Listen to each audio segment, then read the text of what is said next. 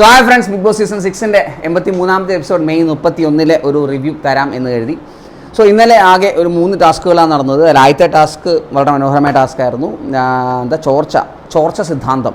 രണ്ടാമത്തെ ടാസ്ക് അല്ല, ഒരു ആക്ടിവിറ്റി ആയിരുന്നു. മൂന്നാമത്തെ നമ്മുടെ ഡോമെക്സിൻ്റെ ഒരു അഡ്വർടൈസ്മെൻറ്റ് ഭാഗമായിട്ടൊരു ടാസ്ക് ആയിരുന്നു. സോ ആദ്യത്തെ ടാസ്ക് തന്നെ നമുക്ക് സംസാരിക്കാം. ആദ്യത്തെ ടാസ്ക് ഒരു 3 റൗണ്ട് വെച്ചിട്ടുണ്ട്. ഈ റൗണ്ടിന് ചുറ്റും ഒരു ബാഗ് തൂക്കിയിടും. ആ ബാഗിനകത്ത് ജൂട്ടിൻ്റെ ബാഗാണ്. ബാഗിനകത്ത് ബീൻ ബാഗിനകത്തുള്ള ആ ഒരു തെർമോക്കോളിൻ്റെ ആ ഒരു മെറ്റീരിയൽ നിറച്ചിട്ടുണ്ടാവും. ആ ബാഗ് ഏറ്റവും കുറവുള്ള മെറ്റീരിയൽ ആരാണോ അവർ ഓരോ റൗണ്ടിൽ ഔട്ടായി പോകും. അവസാനം നിൽക്കുന്ന 3, 2, 1 സ്ഥാനക്കാർക്ക് പിന്നെ 1, 2, 3 പോയിൻ്റ് അടിസ്ഥാനത്തിൽ പോയിൻ്റ് കൊടുക്കും. ഒന്നാം സ്ഥാനക്കാരന് 3 പോയിൻ്റ് കൊടുക്കും. ഇതായിരുന്നു ഗെയിം. അത് ഗെയിം വായിച്ച നോറയാണ്.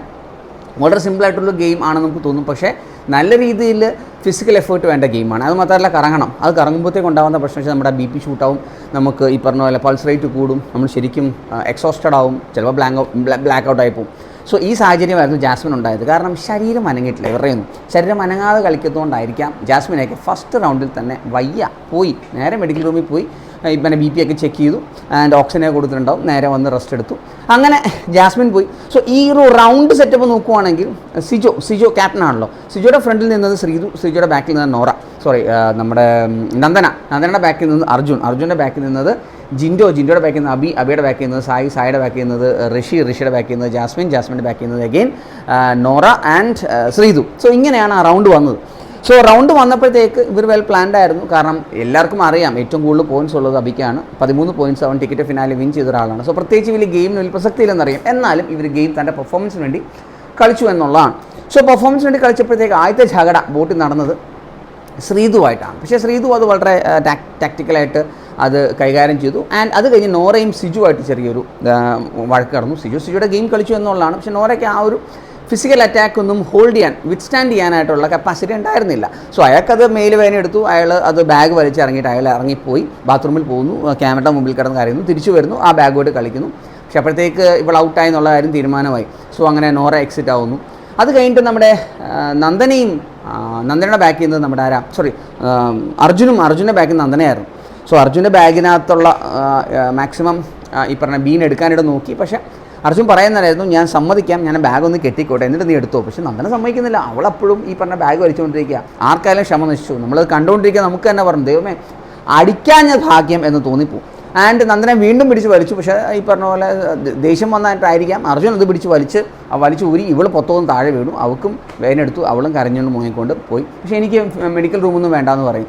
ഇതിനെക്കുറിച്ചുള്ള ചർച്ച നടന്നു. ആ ചർച്ചയുടെ ഒടുവിൽ ഈ പറഞ്ഞ പോലെ ഇയാൾക്കും ഒരു വിഷമവും കരച്ചിലും ബഹളമൊക്കെ ആയിരുന്നു നമ്മുടെ അർജുനെ സമാധാനിപ്പിക്കാനായിട്ട് പല പ്രാവശ്യം സിജു വന്നു. എടാ നീ എന്തൊക്കെയാണ് കാണിക്കുന്നത്, നമ്മൾ ഇത്രയും ദിവസം ആയില്ലേ, നീ കൂളാവുന്നൊക്കെ പറഞ്ഞ് സിജു സമാധാനിപ്പിക്കാനായിട്ട് തിരിച്ചു പോകുന്നുണ്ടായിരുന്നു. ഓക്കെ, അത് കഴിഞ്ഞ് ഗെയിം വീണ്ടും കണ്ടിന്യൂ ചെയ്തതിനിടയ്ക്ക് അവസാനം ജിൻഡോയുടെ ബാഗിൽ നിന്ന് മാക്സിമം ഇവരെല്ലാം ഊരി മാറ്റി. ഈ പറഞ്ഞ പോലെ ബാക്കി അവസാനിച്ച് നിന്നിരുന്ന 4 പേർ. അങ്ങനെ അവസാനത്തെ റൗണ്ടിൽ നിന്നത് ഇവൻ അർജുൻ ഔട്ടായി. കാരണം അർജുൻ്റെയും ബാഗിൽ ഒട്ടുമില്ല. കാരണം അർജുനും ഈ നന്ദനയുടെ ഇഷ്യൂ കാരണം അവനും ആകെ ഒരു വിഷമമായി എന്നാണ് മനസ്സിലാകാൻ കഴിഞ്ഞത്. അങ്ങനെ ജിൻഡോയും ഔട്ടായ സ്ഥിതിക്ക് അവസാനം നിൽക്കുന്ന 3 പേർ, അതായത് നന്ദന 3ാം സ്ഥാനമെത്തി, സായി 2ാം സ്ഥാനമെത്തി, ആൻഡ് സിജോ 1ാം സ്ഥാനമെത്തി. കാരണം അവിടെ എനിക്ക് തോന്നുന്നു സിജോ ഏറ്റവും കൂടുതൽ ഫിസിക്കലി എഫേർട്ട് എടുത്തു. കാരണം ആ റൗണ്ട് നടന്നിട്ടും എനിക്കൊരു അവൻ എക്സോസ്റ്റഡ് ആയിട്ടോ അല്ലെങ്കിൽ സായിയോ ഇവർ രണ്ടുപേരും വളരെ ആക്റ്റീവായിട്ട് നിന്നതായിട്ടാണ് എനിക്ക് ഫീൽ ചെയ്തു. വളരെ മനോഹരമായ ഗെയിമായിരുന്നു. പക്ഷേ എങ്ങനെയൊക്കെയാണെന്ന് പറഞ്ഞാലും നമ്മൾ പിടിച്ച് വലിക്കും. അത് അല്ലാതെ ഇവിടുന്ന് ഇങ്ങനെ മാത്രം, കാരണം ഓടിക്കൊണ്ടിരിക്കുകയാണ്. അപ്പോൾ പിടിച്ച് വലിക്കും, ഇവിടെ വേദന എടുക്കും. അത് നമ്മൾ എങ്ങനെ മാനേജ് ചെയ്യണം, അത് ബാക്കിൽ പൊത്തിക്കൊണ്ട് ആ ഒരു ഹോള് പൊത്തിക്കൊണ്ട് നടക്കുക അല്ലെങ്കിൽ ഓടുക എന്ന് മാത്രമേ നമുക്ക് ആ ഗെയിമിൽ ചെയ്യാൻ പറ്റുള്ളൂ. അതൊരു നല്ല ഗെയിമായിരുന്നു, ഫിസിക്കൽ ഗെയിമായിരുന്നു. ആൻഡ് നമ്മുടെ ഈ പറഞ്ഞ പോലെ ബോഡി ശരിക്കും എക്സോസ്റ്റ് ആവാൻ സാധ്യതയുള്ള ഗെയിമായിരുന്നു. അതിൻ്റെ ഒരു ആളുകളായിരുന്നു. ജാസ്മിൻ പോയി, നമ്മുടെ നോറ പോയി, ആൻഡ് നന്ദനയും പോയി. ഇവർ 3 പേരും പോയി. ആൻഡ് നന്ദനയുടെ ആ ഒരു കരച്ചിൽ മാറ്റാൻ നമ്മുടെ ആംഗളമാർ അവരെ സമാധാനിപ്പിക്കുന്നുണ്ടായിരുന്നു. ഓക്കെ, അത് കഴിഞ്ഞ് രണ്ടാമത്തെ ടാസ്ക് അബിയെ വിളിച്ചു വരുത്തുന്നു. അബിക്ക് 13 പോയിൻറ്റ്സ് വന്ന് ടിക്കറ്റ് ഫിനാലെ വിൻ ചെയ്തതായിട്ട് പറയുന്നു. സോ ഒരു കാര്യം നമുക്ക് ഉറപ്പിക്കാം. ഇപ്പോൾ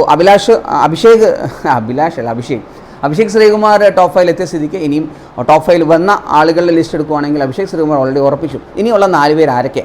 അതിൽ 2 പേര് ഓൾറെഡി ഒരു ഗെയിമും കളിക്കാതെ തന്നെ താൻ ടോപ്പ് 5 എന്ന് ഉറപ്പിച്ച 2 ആളുകളുണ്ട്. അത് ജിൻഡോയും ജാസ്മിനുമാണ്.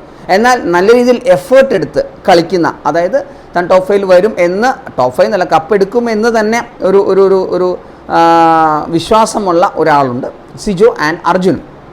സോ ഇവരുടെ എഫേർട്ടിൽ തന്നെ കളിക്കുന്ന ആളുകളാണ് ഈ രണ്ടുപേരും, ഈ സിജു ആയിക്കോട്ടെ അർജുൻ ആയിക്കോട്ടെ. അവരുടെ എഫേർട്ടിലാണ്. കാരണം അവർ വേറെ തരത്തിലുള്ള അനാവശ്യമായ ഇഷ്യൂസിലേക്കൊന്നും പോകുന്നില്ല. അവർ വളരെ മാന്യമായിട്ടാണ് കളിക്കുന്നത് എനിക്ക് ഫീൽ ചെയ്യും. സോ ടോപ്പ് 5 ലിസ്റ്റ് എടുക്കുവാണെങ്കിൽ ഇപ്പോൾ അഭിഷേക് ശ്രീകുമാറുണ്ട്, ജിൻഡു ഉണ്ട്, ജാസ്മിൻ ഉണ്ട്, സിജു ഉണ്ട് ആൻഡ് നമ്മുടെ അർജുനുണ്ട് എന്ന്. ഇപ്പോൾ അർജുൻ്റെ കേസിൽ മാത്രം നമുക്ക് എന്തെങ്കിലും ഒരു ചാഞ്ചാട്ടം വന്നാലേ ഉള്ളൂ. ബാക്കി 4 പേര് പക്ക കൺഫേംഡ് ആയിട്ടാണ് എനിക്ക് ഫീൽ ചെയ്യുന്നത്. അപ്പോൾ ഇന്നത്തെ എവിക്ഷൻ്റെ കേസ് എടുക്കുവാണെങ്കിൽ എവിക്ഷൻ ആരൊക്കെ പോകാൻ ചാൻസ് ഉണ്ട്? നന്ദന പോകാൻ ചാൻസ് ഉണ്ട്, സായി പോകാൻ ചാൻസ് ഉണ്ട്, നോറ പോകാൻ ചാൻസ് ഉണ്ട്. പക്ഷേ നോറ വീണ്ടും നിലനിൽക്കാനും സാധ്യതയുണ്ട് എന്ന് പറയുന്നു.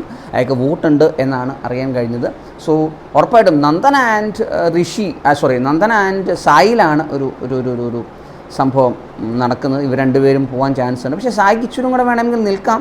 പക്ഷേ എന്നാലും ഈ ഒരു കോമ്പിനേഷൻ ഉണ്ടല്ലോ, ഈ സായി നന്ദന സിജോ കോമ്പിനേഷൻ, അവരെ ഒന്ന് വേർതിരിച്ച് ഇൻഡിവിജ്വലി കളിക്കണം എന്ന് ആഗ്രഹിക്കുന്ന ഇഷ്ടം പോലെ ആളുകൾ ഫാൻസിലുണ്ട് എന്നാണ് മനസ്സിലാക്കുന്നത്, ഈ 3 പേരുടെയും. സോ അവർ ഇൻഡിവിജ്വലി കളിക്കുന്നതാണ് അവർക്കും നല്ലത്, ഗെയിമിനും നല്ലത്, പേഴ്സണലി ബിഗ് ബോസ് എന്നുള്ള പറയുന്ന ആ ഒരു ഷോയ്ക്കും നല്ലത് എനിക്ക് ഫീൽ ചെയ്യുന്നു.